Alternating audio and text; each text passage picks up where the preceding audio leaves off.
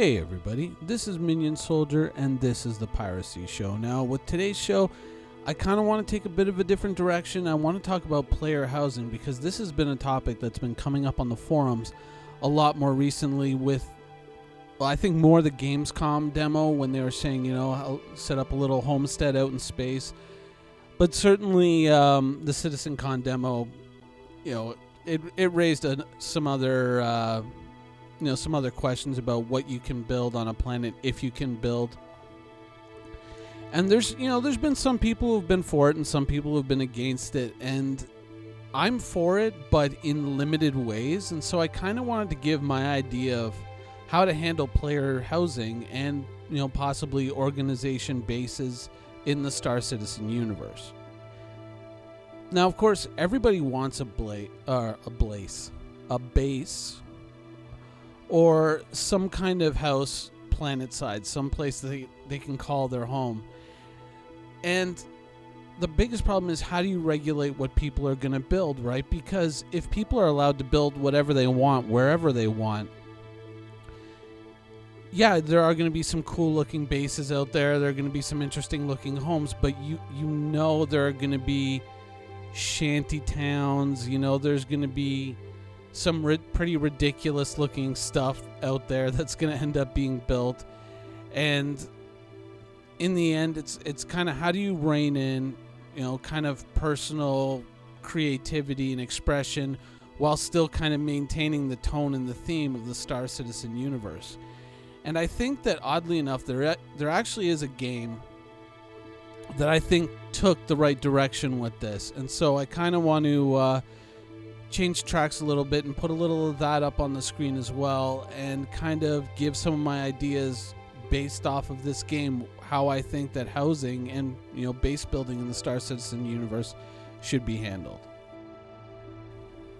Now, I think that Grand Theft Auto actually offers one of the best examples of what I'm talking about, in that players can own their own personal spaces, their own garages or their own houses, but at the same time, it's all in keeping with the local area. Everything is just sort of like a little mini instance within the game itself. You can see out into the world and whatnot, but you still have your own personal space. Now, arguably, obviously, housing space would have to be far more customizable than the options that you have in Grand Theft Auto right now. But I think that this would offer a fair example of, at least in terms of a personal space that you can build, at least a house, say, attached to a hangar, that this offers an excellent example of kind of what I'm talking about, of building almost like a little mini instant space within the Star Citizen universe. And this would be something that would be more restricted to like a city area. So let's say, if you just have a hangar, then it would be sort of in whatever the big civic area is on the planet that you're in, or whichever one you choose on that planet. And basically your hangar and your personal space would just be something that you could access there, and it would basically just be part of the background within the city that you live in. And so it really wouldn't be a case of, people just building these scattered things all around the city and just kind of messing up the look of the city itself within the game. Overall, my goal with housing would be to kind of make it blend seamlessly into the Star Citizen universe, so that,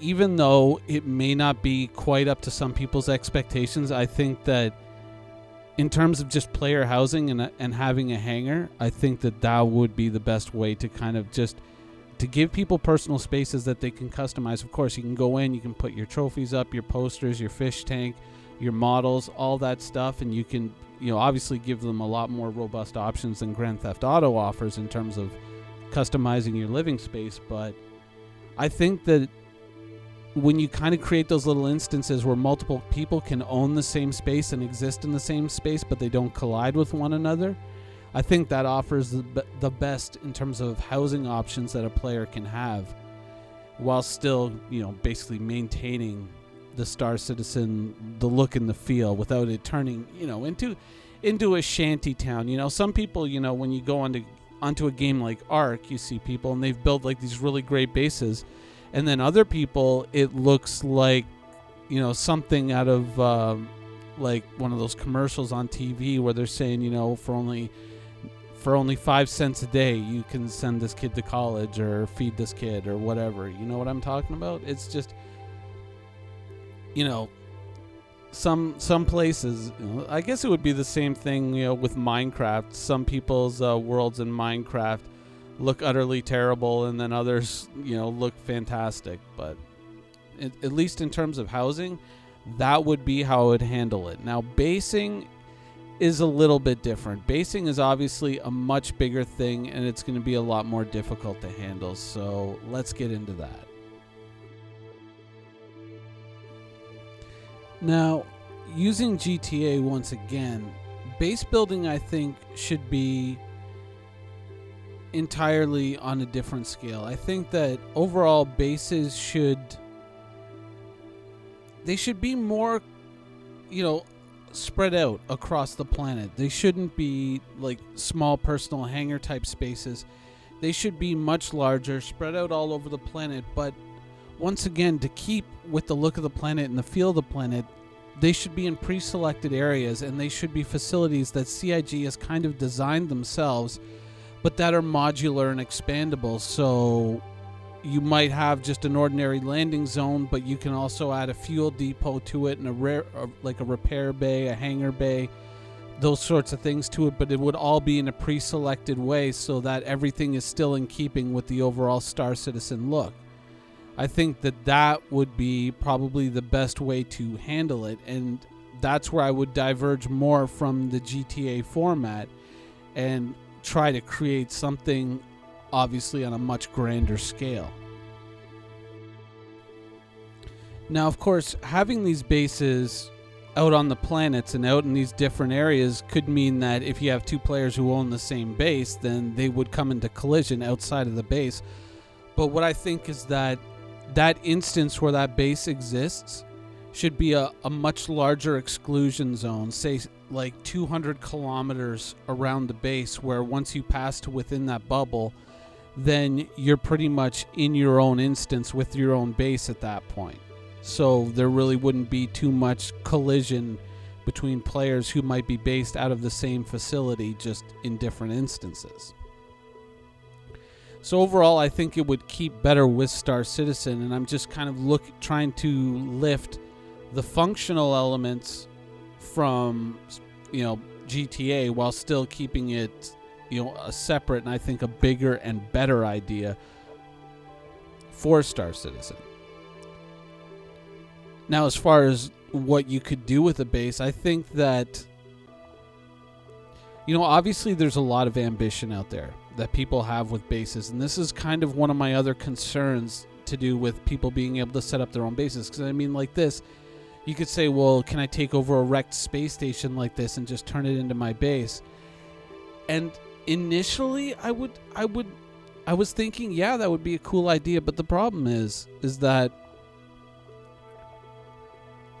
even for players who kind of think they want that, it's I kind of really I'm sounding like that guy from Blizzard now. You think you want it, but you actually don't.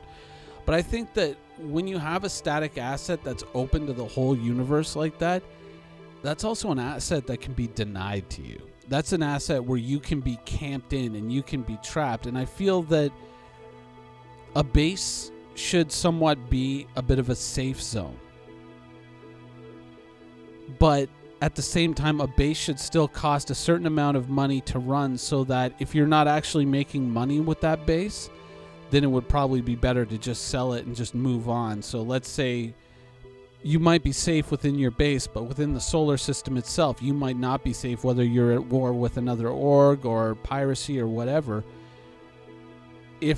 If it's gotten that bad to the point where you're just no longer making profits from your base, either through the refining and selling of fuel to local authorities, or to selling it to your own org members, or to friendly organization members of friendly organizations, that would fly by and visit, I think that you would probably have to eventually just accept the inevitable and sell that base and move on to someplace else where it would be more profitable. profitable without having all these all these extra issues kind of weighing down your org and your ability to make money as an org. I really think that kind of using that kind of system would be the better way to go.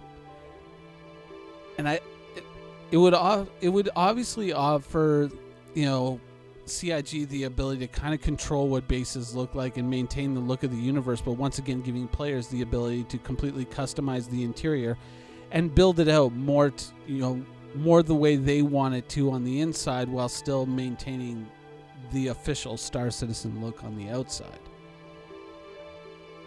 And you could offer functional elements with that base. You could say, okay, if your org has enough money, or if you've earned enough profits or whatnot, and you've got enough money as an org together, you could add, say, fuel refineries, which, let's say if you have a starfarer, let's say you got a member of your org with a starfarer, and at whatever efficiency he can refine fuel, if he takes that fuel back to the org base and refines his fuel there using the fuel tanks there and the refinery there, it might be far more efficient to do so that way, and then the org can even still take a little slice of that and keep that as fuel that it can sell to players in the org at a considerable discount from what the local authorities are selling fuel at. So overall it would benefit the org members and benefit the person who's flying the starfarer and refining the fuel there, and then either moving on to sell it to the on the market, or just selling it to the org, or whatever they plan to do with that fuel. And you could do the same thing with the refining of minerals, or I guess you could kind of say the refining of salvaged goods, depending on exactly how that works out, if we're just going to be salvaging materials or if we're going to be doing materials and components. I think we're going to be doing materials and components, but I'm not too sure. I'm very interesting to see I'm very interested to see a deep dive article on salvaging and what it's going to be as we get closer and closer to the release of the Reclaimer, hopefully very soon.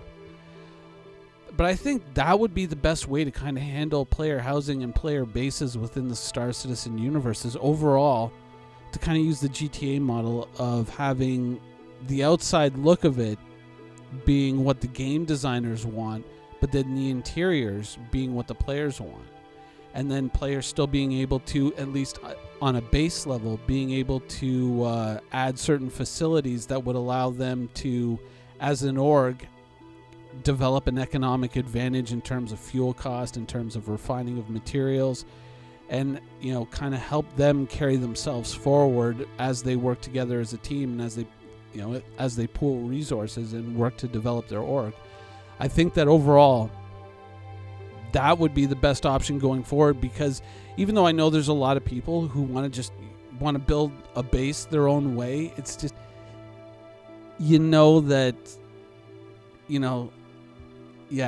some bases are just going to end up, and some cities too, are just going to end up looking like shanty towns. And really, how long is it going to be before somebody arranges a whole bunch of repair yards or fuel tanks on the surface of a planet to look like someone has drawn a penis on the side of Mars or Terra or something like that? Because someone's going to do that shit.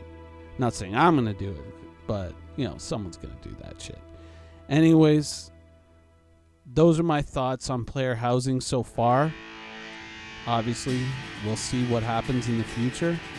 But for right now, that's it. I hope you guys enjoyed it, and thanks for watching. Quantum travel initiated.